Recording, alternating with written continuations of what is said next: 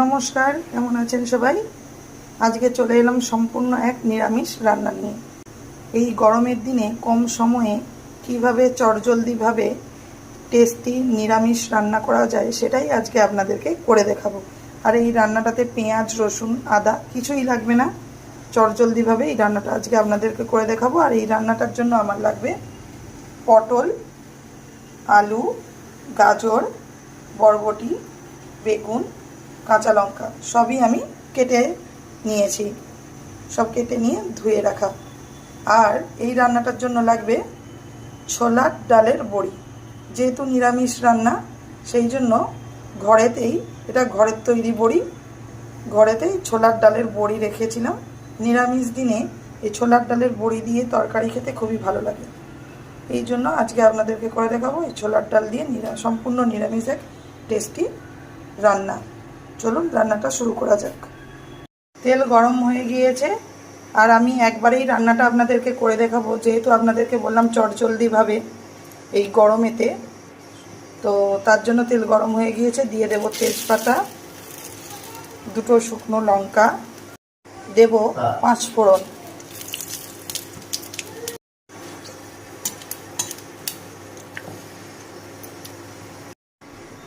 এবার ওই তেলের মধ্যেই দিয়ে দেব সমস্ত সবজি।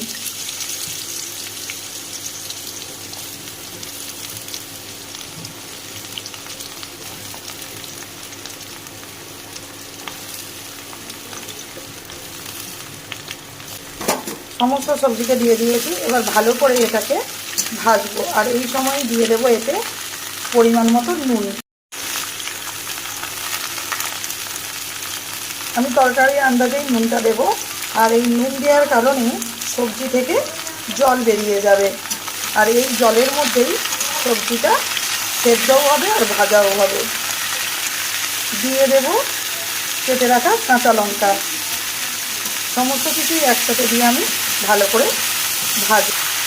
ঝালটা আপনারা আপনাদের প্রয়োজন মতো দেবেন, কম বা বেশি। আর এতে গুঁড়ো লঙ্কা ব্যবহার করব না। যেহেতু কাঁচা লঙ্কা দিয়েছি, গোটা শুকনো লঙ্কা দিয়েছি, ওই জন্য গুঁড়ো লঙ্কা ব্যবহার করব না। এবার এটাকে ঢাকা দিয়ে দেব।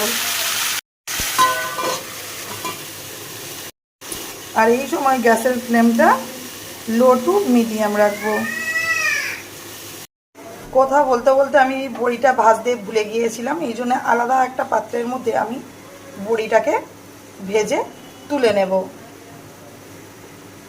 বড়িটাকে যে আগে ভেজে তুলে নেব সেটা কথা বলতে বলতে ভুলেই গিয়েছিলাম। এই জন্য আলাদা একটা পাত্রের মধ্যে আমি বড়িটাকে ভেজে নেব।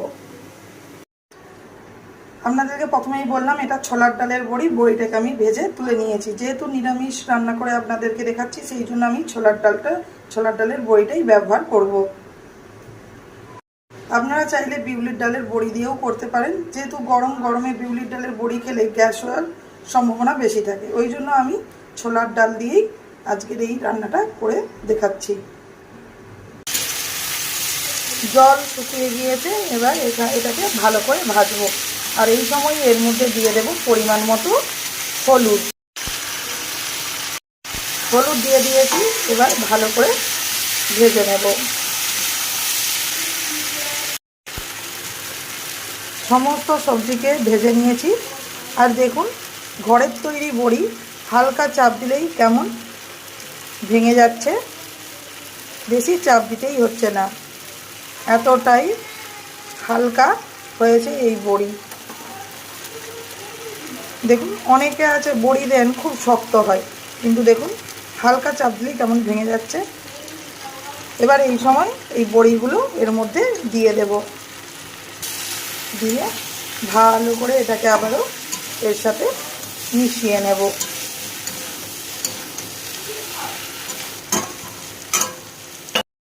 বড়িকে দিয়ে দিয়েছি আর ভালো করে সমস্ত সবজির সাথে বড়িটাকে মিশিয়ে নিয়েছি। এবার দিয়ে দেব সামান্য পরিমাণে জল। এই তরকারিতে বেশি জলের প্রয়োজন পড়ে না। যেহেতু এটা মাখা মাখা একটা তরকারি করছি, এই জন্য এতে বেশি জলের প্রয়োজন পড়ে না। এবার এটাকে আমি ঢাকা দিয়ে দেবো কিছুক্ষণের জন্য, আলুগুলো সেদ্ধ হওয়ার জন্য। যদিও আলু 50% সেদ্ধ হয়ে গিয়েছে, এবার বাদবাকিটা এর মধ্যেই সেদ্ধ হবে। চাপা দিয়ে দিলাম আর গ্যাসের ফ্লেম আমি লো টু মিডিয়াম করে দেবো। আর এই রান্নাটা চেষ্টা করবেন লো টু মিডিয়াম ফ্লেমেই করার জন্য, হাই ফ্লেমের দরকার পড়ে না। ঢাকা খুলে নিয়েছি, দেখুন আলুও সুন্দরভাবে সেদ্ধ হয়ে গিয়েছে। এবার এটাকে ভালো করে মিক্স করে নেব। অনেকেই আছেন যারা পেঁয়াজ রসুন খান না, তো তাদের কথা চিন্তা করেই আজকে কম সময়ে চটজলদিভাবে এই গরমে এক নিরামিষ পদ রান্না করে দেখালাম। একবার এইভাবে এই রান্নাটা অবশ্যই ট্রাই করবেন। আর যদি আপনাদের পছন্দ হয় অবশ্যই সাবস্ক্রাইব করবেন, সাবস্ক্রাইব করতে ভুলবেন না। রান্না একদম রেডি। আপনারা এই তরকারির মধ্যে সব রকম সবজিই দিতে পারেন, কুমড়ো, ঝিঙে দিলেও খুব ভালো লাগে, কিন্তু এই মুহূর্তে আমার কাছে ঝিঙে ছিল না, ওই জন্যে আমি ঝিঙেটা দিলাম না। আপনারা চাইলে কুমড়োও দিতে পারেন, ঝিঙেও দিতে পারেন। এতটাই অপূর্ব স্বাদের হয় এই রান্না। আর এই রান্নাটা একবার বাড়িতে ট্রাই না করলে আপনারা বুঝতেই পারবেন না যে কতটা টেস্টি হয়। রান্না একদম রেডি, এবার এটাকে আমি নামিয়ে নেব। এই রকম নিরামিষ দিনে গরম গরম ভাত, মুগের ডাল আর সাথে এই রকম তরকারি থাকলে আর কিছুই লাগবে না। নিমেষে আপনারা এক থালা ভাত খেয়ে নিতে পারবেন, এতটাই দুর্দান্ত আর অপূর্ব স্বাদের হয় এই তরকারি। দেখুন তরকারি নামিয়ে নিয়েছি, কত সুন্দর লেগেছে দেখতে।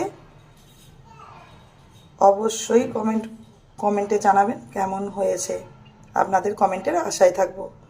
আর একবার অবশ্যই বাড়িতে একবার আপনারা ট্রাই করবেন।